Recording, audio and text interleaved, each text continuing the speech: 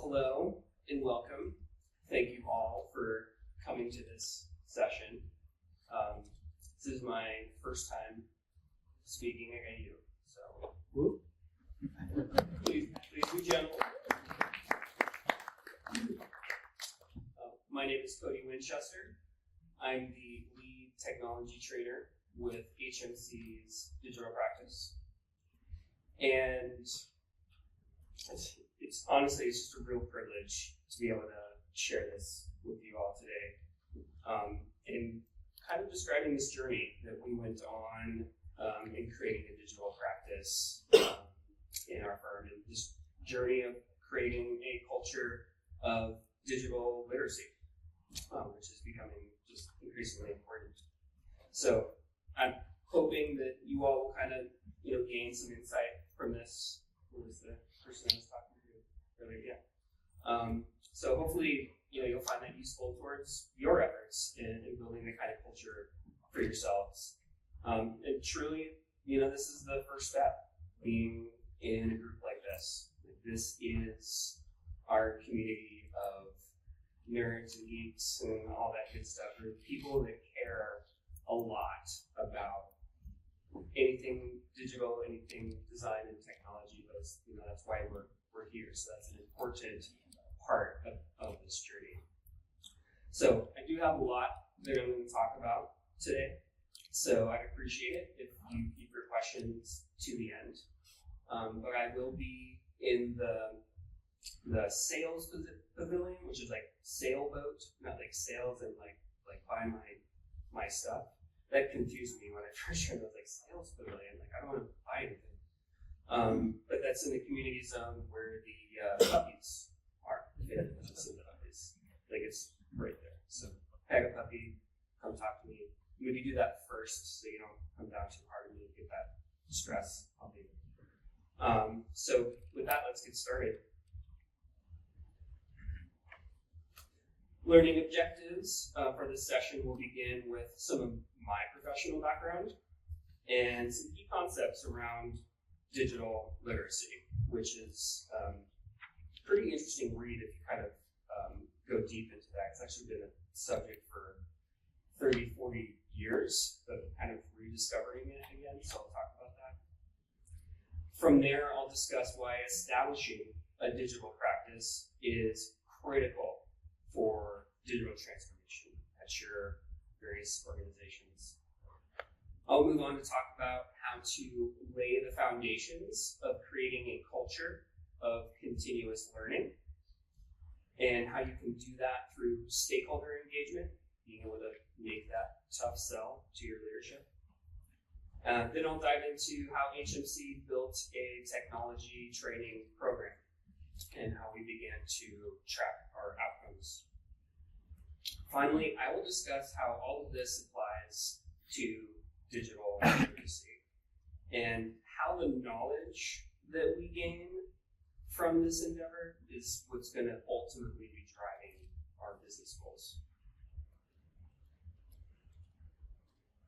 So as an elder millennial, my academic and professional life has spanned two eras. So I was born in one century, and I became a professional in another century. So in that respect, I wasn't really born a digital native like some of our younger cohorts are. I was really instilled with like traditional art and media in my early studies in architecture. It was only really gradually introduced to emerging technologies. And so coming out of school, my undergrad, started to see more advanced 3D modeling, or at least 3D modeling was coming into the architectural profession, rendering, obviously, and computation. And I think what that made me realize is how much technology shapes the lens that we see design. It's not just like this tool, it actually shapes the way we see it. So our interpretation of tradition, of culture, aesthetics, things that we even find beautiful, that passes through that understanding. And that's how we see the world of design as a result. So here's a little map of, these are like country-sized states to some of our international folks. Like California is as big as Italy. But beginning with my first professional role in Colorado, when I was coming out of undergrad, I had the opportunity to work on the Denver Art Museum with Studio Libeskind. And I got to really see, that kind of design aesthetic, really kind of what it takes to like stay up all night doing models and get critiqued by a architect. But coming up, in addition to that experience, I should say, I also was part of the first group in our office to train on and then use Revit for a project. So we had this project that was already through CDs. It was a student housing project, and it was all done in AutoCAD. The project went on hold, and they said, hey, team, you 4 people that now know Revit, you get to convert all of this into Revit, and then when the project kicks back up, you get to carry it through the end in Revit. So severe sink or swim. But that experience, once I realized kind of what was happening, working with Libeskind, having this other kind of traditional background in design, I saw what design technology was going to be doing, and kind of led me to that realization that I opened with. That inspired me to move to New York. I was like, I need to go where people like Libeskind are, people that are really diving into this. I need to be in that place. Unfortunately, I graduated during the Great Recession, so not a lot of firms were looking for folks that were really good at converting Maya into Rhino. It's kind of what we were learning how to do. It's like, oh, that's useless. But what was funny though is I kind of fell back on this kind of experience doing Revit for my other firm, and the reason why is because it was one of the surest ways to actually stay employed during that time. So it's like if you had that skill, people were definitely moving pretty fast with BIM and Revit in the early teens. And if you were able to kind of manage more than one project, support more than one project, and support your firm's like technology strategy, that was the way to get in the door. So that got me this opportunity to work with a small mom and pop shop, literally mom and pop, in their little firm in Lower Manhattan, Smith, Miller and Hawkinson. And I mean, I probably should have never got hired by them, honestly, in the recession. He was taking out loans to keep the lights on. He would actually turn the lights off in the summer, and he would say submarine mode so that we can save on the AC bill in New York. I'm like, why am I here? You can't even afford to run this place. But he was a teacher and was connected to my school and others. So he gave me a chance. And one of the things that he wanted to do was to investigate how to deploy iMacs for all of his desktop computing. So he had some older Dells. He's getting right up. He's like, I want these sleek new Apple iMacs.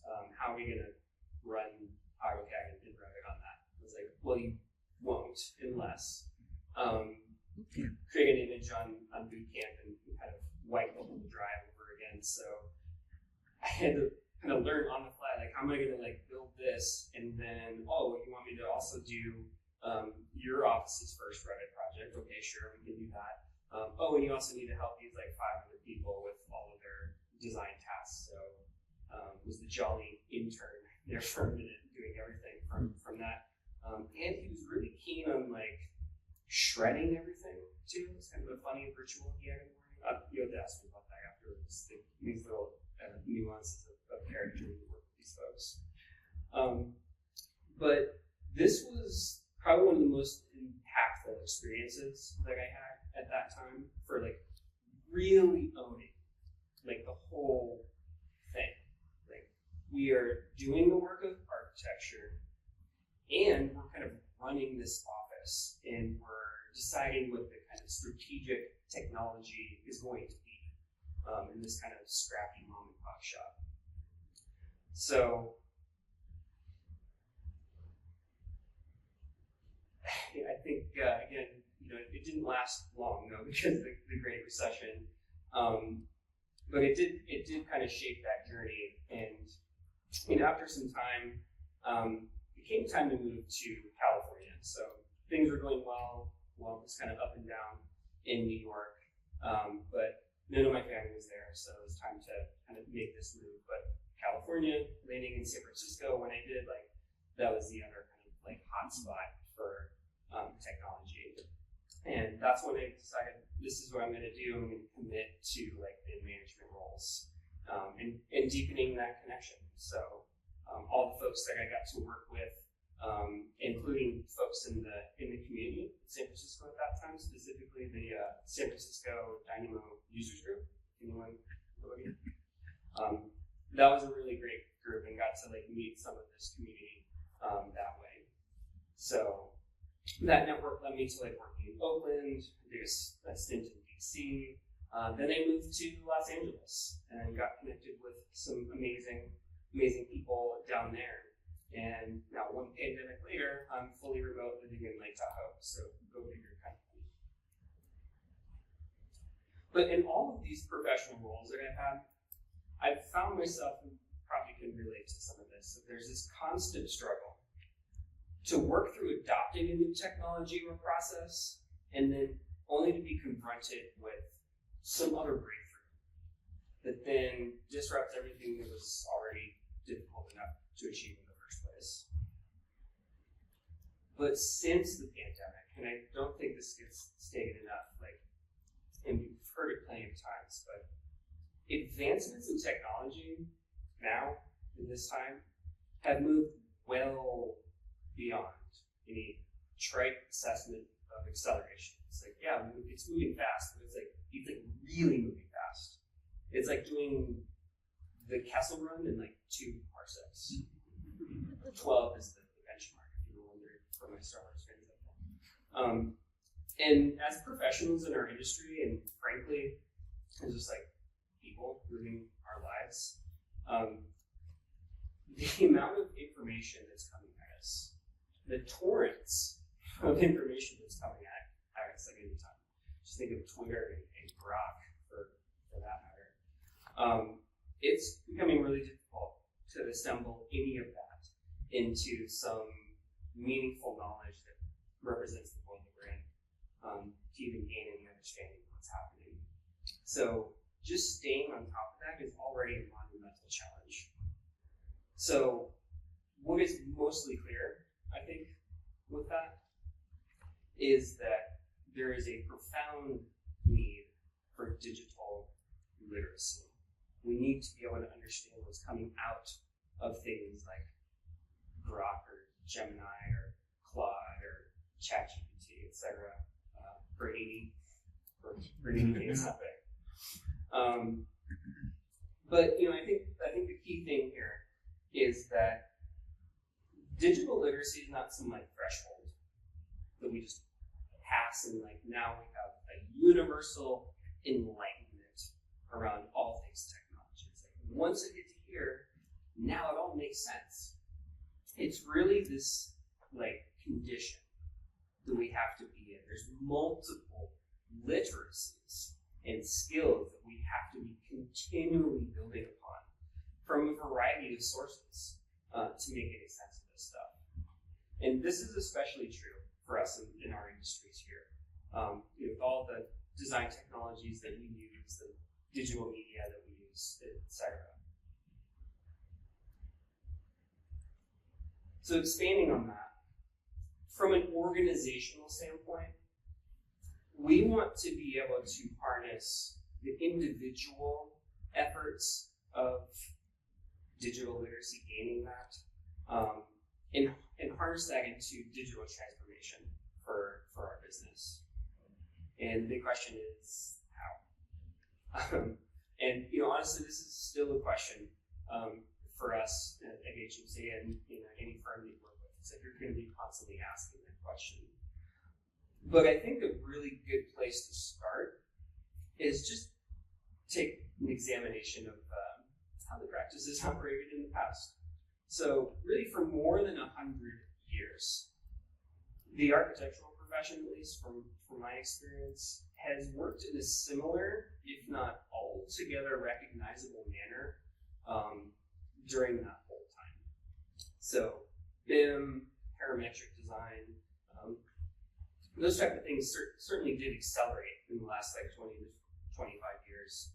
And firms did pretty well at adopting that, for the most part. But again, I don't think we can understand, again, since this post-pandemic era, especially now a lot of people working from home, like myself, or doing hybrid, or sorry if you're working full-time in the office. It's created the biggest fundamental change to our industry in the past century. And I don't think we totally recognize that, because it still wasn't really that long ago that we were using drafting tables for drawing. I went through 4 years of undergrad doing everything that way, with all ley lines and drafting tables and triangles and templates and stuff like that. It was only that last semester in my undergrad that I was using CAD, and that was whoa. Not that old. It just feels like that one. And even still, we're still working in mostly open offices. I mean, there's probably people still working in that exact room. Well, at least Foster's office, for sure. That's a picture of Foster's office. We still kind of have that mentality. It's kind of baked in that we're still working that way. And the frustration and the challenge is that because of that, we find ourselves applying the logic of the past onto the present practice still. And even though we have access to all these advanced technologies, we're still trying to achieve largely the same results, which is still kind of strange. So for instance, we might be working hybrid and remote, but I would venture a guess here that we're mostly working in the same production cycle as we have always been. We're still going through SD and DD and CD and CA. That's mediated through Miro boards or Teams chats and Zoom and stuff like that. But the engine behind it is still kind of running the same way. And we are just saying this is fine. It works. But it begs that question whether we could have been working that way, or we could have been working that way even 5 years ago. And we absolutely could have. Just because we're on the other side of the pandemic and we do all this remote work, it's we actually could have been doing that 5 years ago.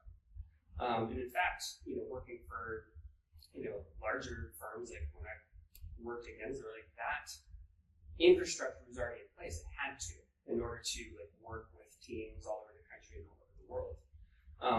And it's funny looking back on that, because there was the stint I worked in DC with a team and then came back to San Francisco, and I was still working full time for a little bit with that team in DC, and I still had to commute into my office in San Francisco, and they had to commute into their office in DC, and then we'd be online, email and chat during the whole day. And even though we're in this big open office with everybody, we're working alone.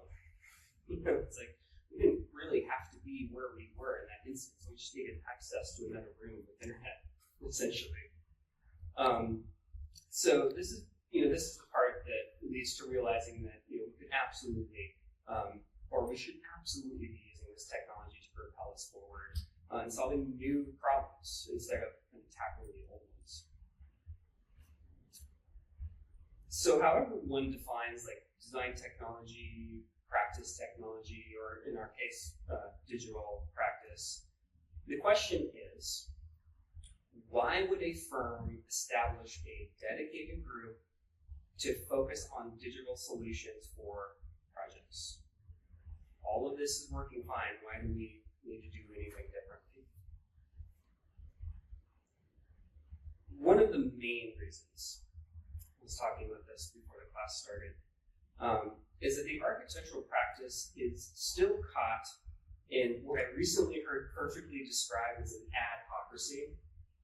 It's this rapid assembly of a team, assets, in different resources to accomplish a particular project. And then it quickly disbands after the project is completed. So then the next project comes and a whole other team will assemble. It won't necessarily be those same people. I mean, if you're a small shop, maybe, but most likely you kind of just fill the gaps. And what's left is little incentive to actively harvest any of those previous resources to recycle into new solutions. So much knowledge is lost during the conventional design process, or at worst, it's just completely forgotten about. So that has everything to do with this architectural building model. So we don't have the hours for that. We didn't budget this. It's like, we got to move on to the next thing. But is there a way to augment the business to allow for harvesting and refining the processes and assets generated during the life of the project, instead of throwing that all away or forgetting about it? What if there was a process that refined and improved upon what was done previously? We could begin organizing the methods and applications that are best suited for each. This is not the exact word. There's just things. But we could begin to really start optimizing our processes this way. Find better ways to analyze our design options, even just basic communication with our stakeholders and our clients, and hopefully actually create ways to automate some of these tasks. But it's easier said than done. But what we really want to be able to do is actually package these assets to be ready to use on the next project. With a dedicated group that operates outside of that typical cycle, it becomes possible to not only provide expert support made up of the subject matter experts, but you also can use these folks to engage in developing those shared resources. You can be developing new solutions, and you can be capturing that knowledge so that it can be reused into every project. So for us, a digital practice is a dedicated group of individuals that not only focus on applying digital tools to the conventional practice, still got capabilities, right? But also exploring new avenues for technology generally. Being able to look at analytics, scripting, and the AI, of course, to transform the practice. So creating a digital practice begins with identifying the people on your project teams and in your studios that demonstrate those exceptional digital competencies. So these folks are likely your BIM managers, design technologists, computational designers, but also, and I've said this to some folks outside of here, never underestimate the people that are really good at making Excel tables. The folks that know how to do really good formulas and lookups and stuff like that, because that is structuring data. That is this is one of these core competencies that you should never overlook. And I can't tell you how many times I've worked with teams that just don't know how to make a good table. And it's just baffling. So that's what we kind of need to look for. We need to see each other in what we know in our different teams. But again, this architectural building structure that always creates these challenges for offering pathways for those folks to further develop their skills. Yes, you're good at that, but where do you go from here? So without creating an avenue for growth, it can be difficult to convince these folks to even stay in the firm or even stay in the industry. Maybe some of the Autodesk folks in the audience can speak to that. Like, I don't work there anymore. And in my experience, like, firms tend to keep their digital talent embedded in studios or project teams, and they might have them coordinate with some senior design technology manager or similar role. But this only marginally augments what is otherwise the same business model. Digital talent within the studio are almost certainly going to be 100% utilized, if not more. It's like, oh, you know how to do that? Guess what you get to do? Like 3 more times of that. So even when you're in coordination with an outside manager, there's just not enough time. There's not enough time to engage in a strategic level of initiative. And so the impact of a group like that tends to be very flat in terms of like that curve. Like it's maybe linear, maybe kind of growing, but it's not as exponential as we want to see. That's where strategically investing in a dedicated digital practice that operates primarily as overhead, that establishes an infrastructure as well that not only will maximize that support, but there's your avenue for development. This is this pathway that these folks can move through. So when a team is made up of the strongest subject matter experts in your firm, BIM, computation, visualization, sustainability, for sure, and training, it becomes possible to develop more refined solutions that not only can be reused, but they can be scaled. And that's what's going to accelerate the competencies across the firm. So especially if there's a strong training element, a dedicated digital practice also creates that pipeline for developing digital talent and leadership that will form the basis for that mindset that a firm will need to enter a state of digital transformation. That you need to be building your future leaders in your firm that have this understanding. Otherwise, if they're the ones making all of those decisions, then how are they going to be done on purpose? So from my experience, and I'm sure folks can relate to this, as soon as a firm decides to adopt BIM, likely through Revit, right? You're either wittingly or unwittingly embarking upon a path of digital transformation. It's like, you broke it, you bought it. You were for sure going to be doing this now. And HMC definitely experienced some of those growing pains, but slowly moved forward. So first adopting Revit in 2009, it actually took a few years before it was fully adopted into production work.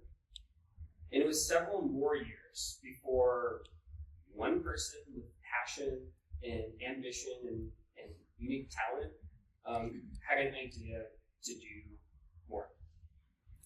So working as a senior project designer, principal, and architect, our group was founded by Evan Troxel. He was able to convince HMC's leadership to make the strategic decision to establish our group. And it was originally built around design technology, like Rhino and Grasshopper, like some visualization, BIM technology, like everything Revit, and technology training, which I was brought on board to lead. With these core components in place, from 2018 establishment, we were able to rapidly accelerate our competencies just in time for everyone having to go home and have to migrate our entire portfolio of projects up to BIM 360. We weren't even using BIM 360 that much when that happened. It was still like on servers. And so we had to rapidly come together under Nashria, right there in front, to get our whole team together and like, how are we going to do this? what's the process that we're going to have to take to get every project that's on board, ones that are online, offline, on hold. We're going to have to migrate everything like now. And we were able to do that because we had that team in a matter of weeks. So there was like barely a little blip in the productivity for the firm because we were able to do that. So with that kind of cutting our teeth on that, other initiatives, started flowing out of that. I think another big one again under Nash-Reyes was to merge our group with IT because we were constantly having to work with them for various things. We relied on that infrastructure to work, but we were still operating separately. So I was like, this is the time to become one larger technology group, not just like a digital practice, but like practicing digitally. And since then, we have new leadership under Bill Kwan, under a role that we never had before, which is the actual Chief Technology Officer. That role did not exist at our firm. And since then, we've been able to gather all of those initiatives that were built upon in that time to develop a firm-wide executive digital data strategy. So by combining digital practice and IT, along with our strong champions, I see you up there, from the practice, we're able to form a comprehensive understanding of the technology landscape for the whole business. So the diversity of backgrounds, talent, and ideas that come from a group like this exemplifies that mindset. And that's what's required for digital transformation. These are the folks that are going to be our future leaders that are going to shape that. So from our example, ask yourselves, don't answer right now. What are the things happening now at your firms that a digital practice can help accelerate?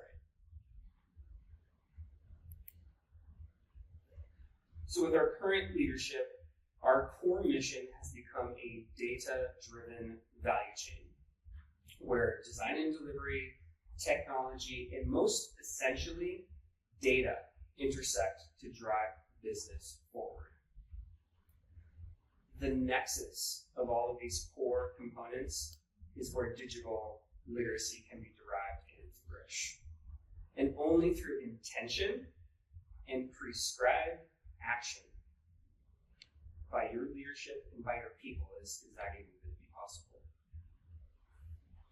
So, a culture of learning begins with the people in your firm that bring their experience, their connections, and above all, that passion.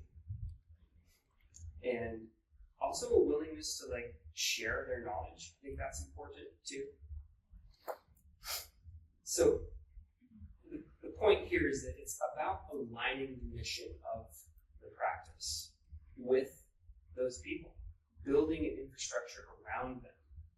And then those people are the ones that are going to drive the culture. It's not going to be this top-down. Maybe you could do it that way. But it's build it around people and passions that you have. And when we ask what kind of culture we want to have in our organizations, it's important to know what culture means in the first place. And I thought it was great that we had that shout out to the Olympics, because I too saw something really great. During the Olympics this past summer, there was this segment where this running coach for the Kenya team, I think his name was Patrick Sang, who was himself a silver medalist in the Barcelona Olympics in the steeplechase. If anyone caught that event, it's a very interesting thing. But they had this little segment that was talking about the training that he was doing with his runners, and kind of why they were all gathering at this camp that he built in Kenya. I think it was called, I have it here, Kaptagat. I don't know if I'm saying it right. Training camp in Kenya. But when he was describing it, it really struck home because what he said was culture is when a group of people decide to grow together. So if culture is growing together, then we need to look for ways that we want to grow together too in our professional organizations. We're not just here to get a paycheck. Well, certainly some of us are, right? But ultimately, we're there to learn. We're there to grow. This is a place where we are becoming more of what we want to be. So for HMC, we were founded in 1940 to anticipate the needs of the community in the Inland Empire of Southern California, so just up the way in like Ontario and San Bernardino, that kind of area. And that purpose has since evolved into this investment that design has this restorative power for a public good. And the ethos that has kind of come from that in recent years is design for good. Kind of all the meanings that go around that. You're designing for good, designing for good. You're designing for good. Is it too catchy? I guess I think that's.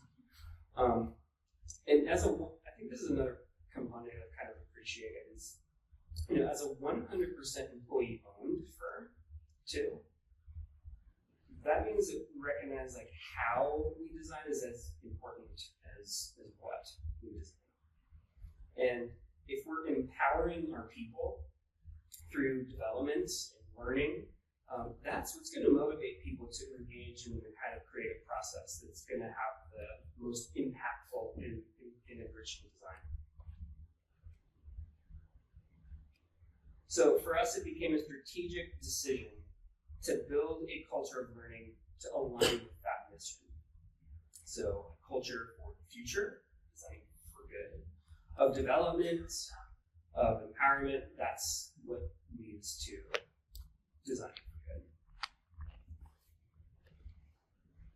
But this intention led to taking the action to decide as a firm that not only is it okay to learn, but they will also provide those resources for staff to engage in self-paced and instructor-led activities. And additionally, that time that we set aside is designed to not factor into utilization, because we hear that so much. Like, if I take this time, and it's going to show up on like now 80% when I'm supposed to be 90. So you're just like, well, if you do it and you block those hours, it's not even factored in. You just wipe that out. So folding that into the overall learning objectives, my portion is around this technology training piece of it. And from the establishment of our group, the mission of technology training has been to raise the digital IQ of our teams and support that cultivation of a culture of continuous learning. It is to support digital literacy across the world. So the curriculum that was initially developed was began with identifying those competencies that were most relevant and essential to our day-to-day operations. But we were also keen to set the stage for increasingly demanding and complex processes that would align with that larger technology strategy. It's not just like we're just going to double down on Revit. We're going to be thinking like, well, what are the things we can be doing now that's going to lead to more competency here, more competency there, enable us to be nimble and adapt with those basic understandings. So one example, and I'll say sorry in advance to anyone who's a SketchUp aficionado. We recognized like right away, it's like we were using it quite a bit, and just couldn't get over this interoperability issue with Revit from it, or really just the other kind of computational design flows or workflows that we wanted to do. We wanted to do more analysis and parametric solutions. That's just not going to, bring that horse to water, as it were. So we made a conscious decision to gradually, gently, kindly retire SketchUp from our stack and focus on using Rhino and Grasshopper. And I know there's probably plenty of people that are like, well, that's still not great. But it's better. it's way better. We just saw that as a stronger workflow, and that's kind of where we decided to move the firm and then build a curriculum around that.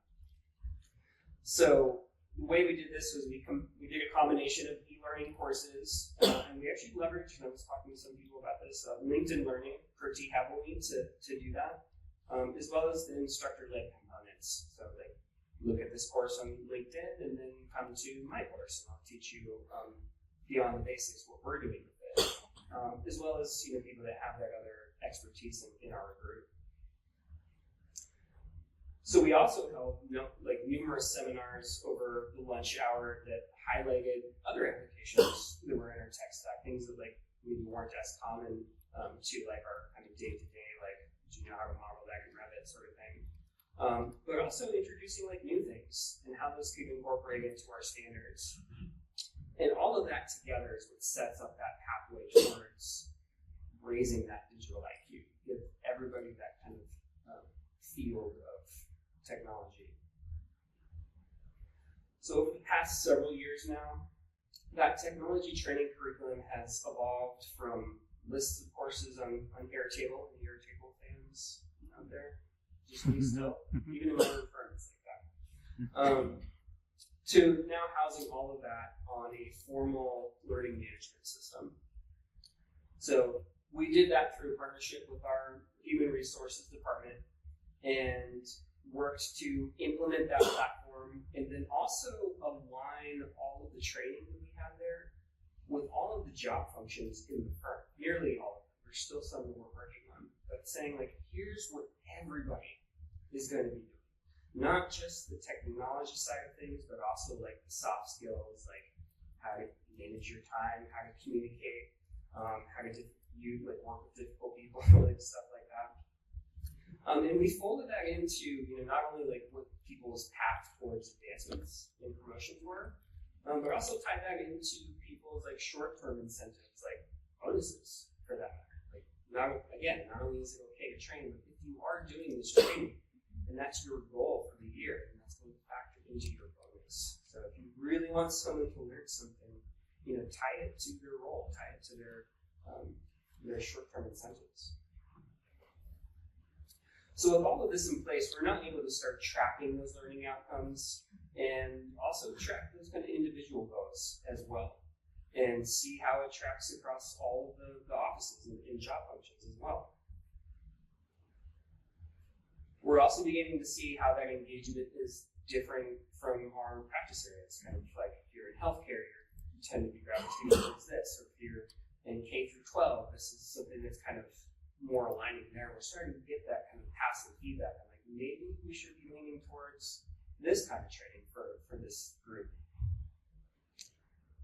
And the long-term ambition of this is I don't really have a safe harbor statement on this piece of it, but what I've been trying to do for the past 5 years to really integrate all of that training and the skills metrics into the needs of the actual project pipeline.